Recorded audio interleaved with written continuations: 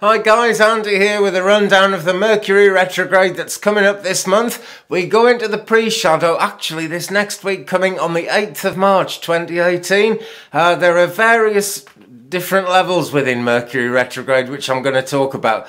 The actual Mercury retrograde, if you look it up online, you will find that it's actually on the 22nd and 23rd of March 2018. So why am I talking about the 8th? Well, the 8th of March is an interesting day generally. There are other things happening in astrology as well. Two planets actually go retrograde this month, not just Mercury. Let me see, Jupiter also goes retrograde this month around, I think that's actually on the 9th that starts. What is a retrograde? A retrograde is when a planet appears to be moving backwards through the sky. They don't really move backwards at all, of course. It's as we view them from Earth. But you can imagine if something is going in a straight line, straight up, as it travels away from us, it goes from side to side, and it's still going in a straight line, really, if you actually looked at it. But just from where we're looking, it looks as if it's suddenly moved backwards. Now, Mercury does this at the moment about 4 times a year. That's not the case every year, but it has been the case for the last couple of years, and certainly going forward it will be for a while longer yet. A lot of people fear Mercury retrograde, which is a shame and absolutely unnecessary, because there's nothing to fear. It's all teaching, we get things happening that we don't understand, and that is what can upset people. But don't get stuck into all that worry or concern about it, because it really, I'm not going to say it doesn't matter, but it's not going to give you great life-changing troubles or anything like that. It simply makes us aware of blind spots in our awareness. I wish I could find a way of saying that sentence without saying awareness twice, but that is how it is, and that's how it works. During this pre-shadow phase, we start to become aware of things. We may not actually know what any of it means yet, but it's kind of the priming to the Mercury retrograde learning that's going to go on. It's always going to be something around travel, transport or communication. Nearly always anyway. That's pretty much where the focus of this goes, because Mercury is regarded as the messenger of the gods in all the mythology and everything. And we say, don't we, that things are mercurial if we don't understand what they're going to do. And Mercury does take us into this area of stuff we don't understand. It is the closest planet to the Sun. I would normally say she or he, but that Mercury has no gender. You could say a transgender planet, actually. No problem with that at all. But until recent times, I mean, that wasn't something we were really talking about. It's been a fact of life for ages, but we weren't talking about it. And so Mercury is pretty much an it. For the moment, at least, that's the way we look at it. It's the closest planet to the Sun, so it must be very, very hot there, is all I can say. Venus is one more planet towards us, so Mercury is between Venus and the Sun as we kind of look at the solar system. So we have that post-shadow phase, and then the pre-shadow phase, and then we have the pre-shadow phase intensified, and that is just when it starts building up, really. The effect is felt more strongly then, and the answers quite often don't come until the actual Mercury retrograde station, which happens on the 22nd and the 23rd of March. Why have we got 2 times there? Because the first full Mercury retrograde begins with a pre-shadow on March the 8th at 10:54 p.m. Eastern, March the 9th UTC in UK time at 3:54 a.m. So that's why we're seeing it on 2 different days. In UK it's going to be the 23rd. In USA, it's going to be the 22nd Eastern at 10:54 p.m. 7:54 p.m. Pacific is when we actually go into Mercury retrograde actual station.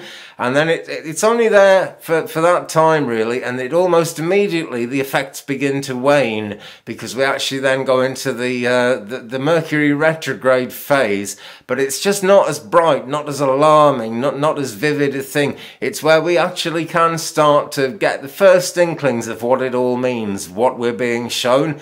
How do we get on with other people? Are there people in our lives that we're ignoring and thinking are irrelevant who actually could teach us something? Are there people in our lives who are just pulling us away from our true life purpose? That's worth thinking about. I mean, it's nearly always worth thinking about. You can overthink a thing like that, but during Mercury retrograde, that's where the lessons are headed, and without getting upset, without panicking or worrying about it, that is the way to look at it. Those are the things to look for. So we have the actual Mercury retrograde phase, and it is kind of, it's intense. It's just not as intense as the actual station. And that goes on 24th, 25th, 26th of March. And then from the 27th onwards, it's just plain retrograde phase. Lessons will be coming in. There's nothing I can tell you about what those lessons are going to be or anything other than how it generally works, which is raising our awareness all the time of our place in the world, our place with other people, other people's place with us, and just how we add up as citizens of this very special, very beautiful planet on which we live. Then, when we actually get to, let me see, the 10th of April, gosh, we've moved right into April now. From the 10th of April until the 14th of April, we still have a Mercury retrograde phase, but it becomes intensified again, builds up. And then Mercury direct station is on the 15th. What all these things mean, right? As the pre-shadow is coming in, Mercury is still going forward, but slowing down, getting slower and slower before she reaches the point of Mercury retrograde station on the 22nd or 23rd of March, and then she actually starts moving backwards.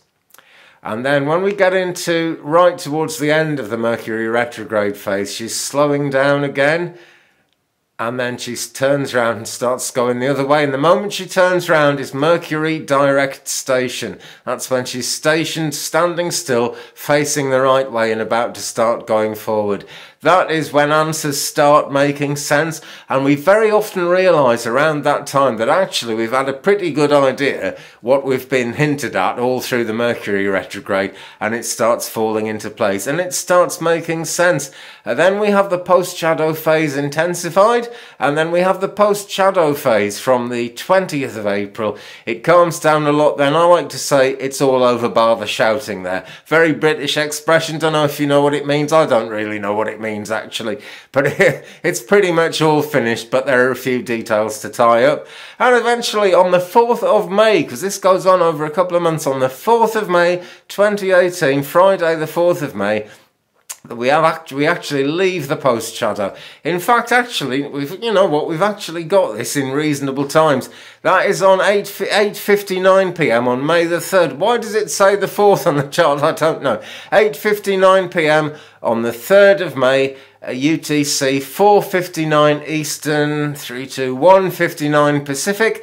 We are completely out of the whole Mercury retrograde phase or anything at all to do like that. In astrological terms, right, this actually begins on, it doesn't actually, oh, damn it, I had it all written down, but it's not there now, never mind.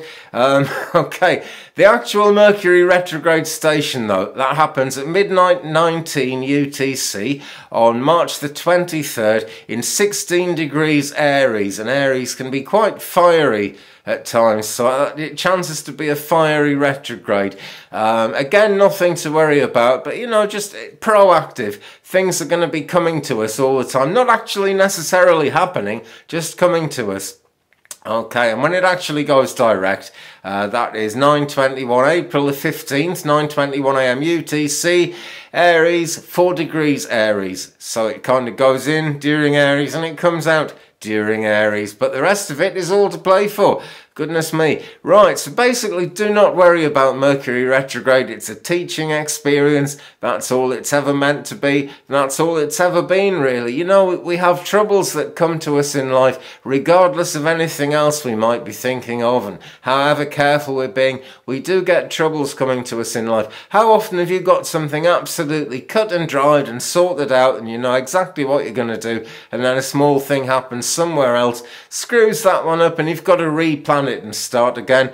That's the kind of thing I'm talking about. Very often when a thing like that happens, we're quite glad it didn't go well the first time because there might have been something going wrong then. You know what I mean, don't you? These things are all meant to be, you know, and they're all perfectly timed.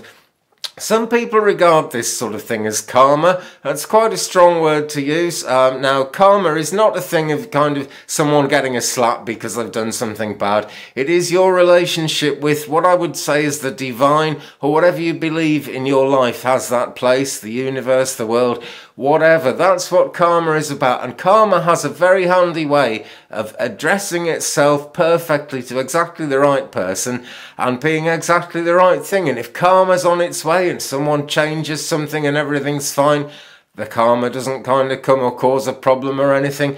Karma never really should cause a problem, and neither should Mercury retrograde. I am well and truly out there. Thanks for watching, folks. I really appreciate everyone who views me. Don't forget to like and subscribe. Keep it real, keep it here, and I'll be back very soon with some more stuff. Happy Mercury retrograde.